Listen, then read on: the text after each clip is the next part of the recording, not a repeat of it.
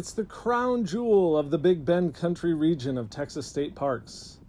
Not only is it massive, it's the 6th least visited park in Texas. So you're going to feel like you have the place all to yourself, but you have a choice to make. Head to the interior and experience a truly wild desert region,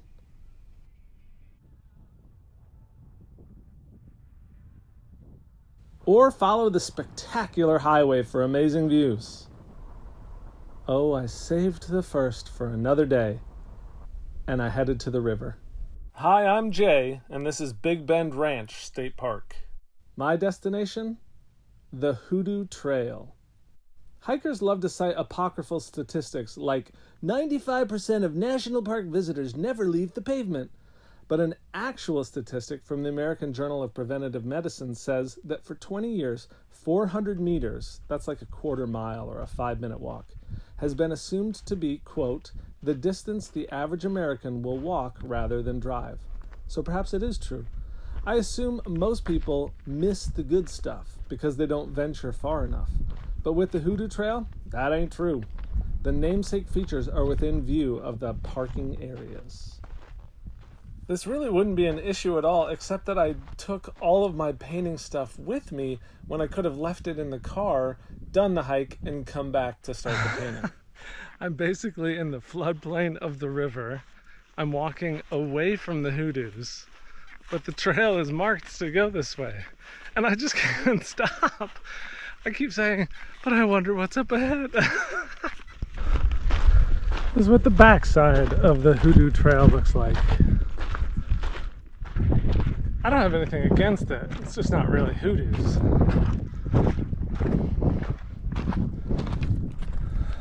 Well, I think I'm going to zoom in on this one.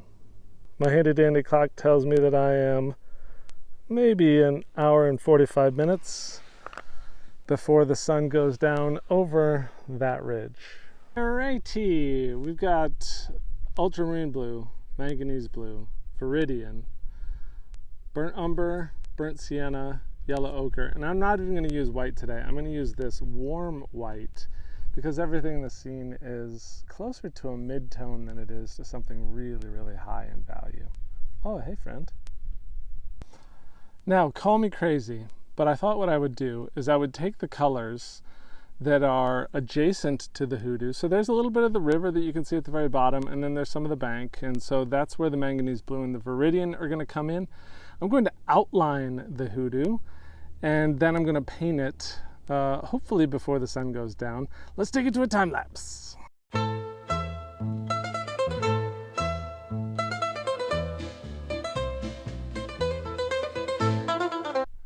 You go up over the top, and it's burnt sienna and white, and then down it's viridian with yellow ochre, and then add a little bit of burnt umber to that. Then you get this pale blue-gray kind of stream rock, and then the manganese blue. So here we have the same thing, just the outside colors, and this little logo is hard to cover up. Okay, onto the shadows. Gonna make this ultramarine blue a little bit duller.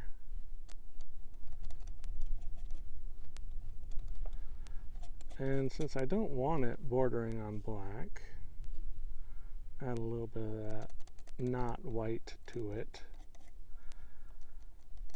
Kind of got a cool gray feel to it. I dig it. Let's go.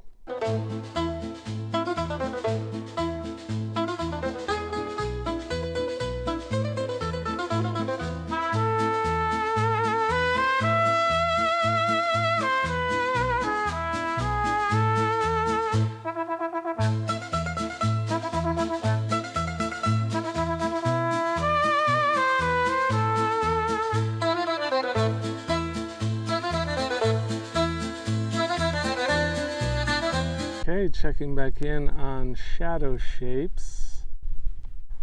I kind of blasted out this outline here, pushed it back a little bit. I also had to erase a little bit of this boulder. We'll bring that in now with the midtones. I'm gonna make this midtone fairly light.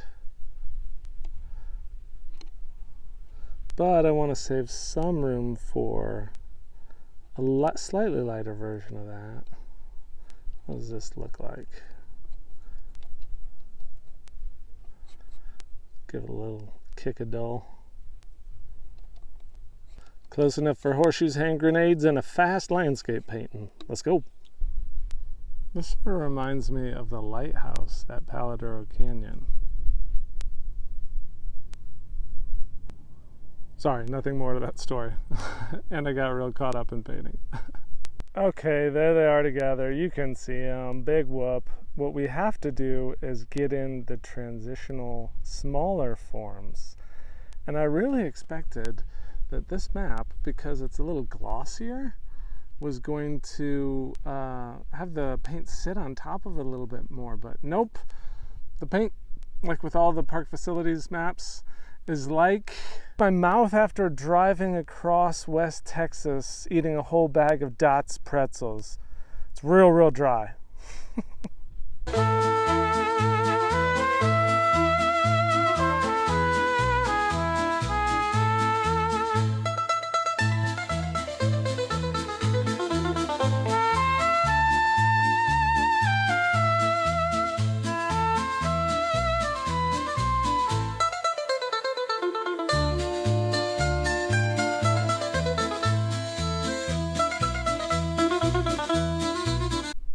Well, there she is. And I kind of love it. It was a little rushed maybe, but I think that forced me to make interesting decisions. The only thing I don't love are these logos. Maybe I do get rid of those. Better check the time. We still have at least a half hour.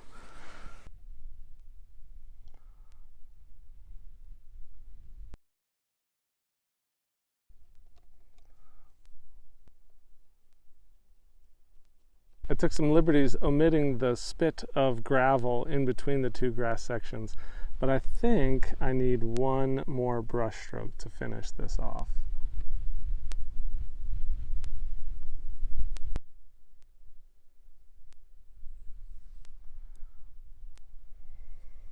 Very rarely do I have a painting go faster than I would have anticipated. Now, it helps that I left open a huge section of the map, but you know, I love the way that that looks. Love maps, love paintings, love when they combine. What a beautiful thing. Speaking of beautiful things, as the sun is setting, I have time now to drive through more of Big Bend Ranch State Park and show you the sights. I also think it's fitting that so little of the map is painted because so little of the park is going to be seen. Of the 484 square miles available to me, I'll only encounter the tiniest fraction, and my painting reflects that. On the river in the Colorado Canyon.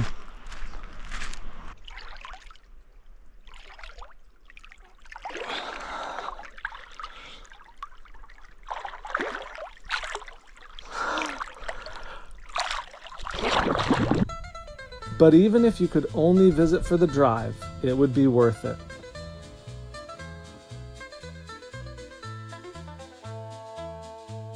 As I mark off Big Bend Ranch, I don't see an area for Barnack Warner Visitor Center, which makes me feel better about rolling past it to spend the night in the ranch's next door neighbor. See you in another park soon.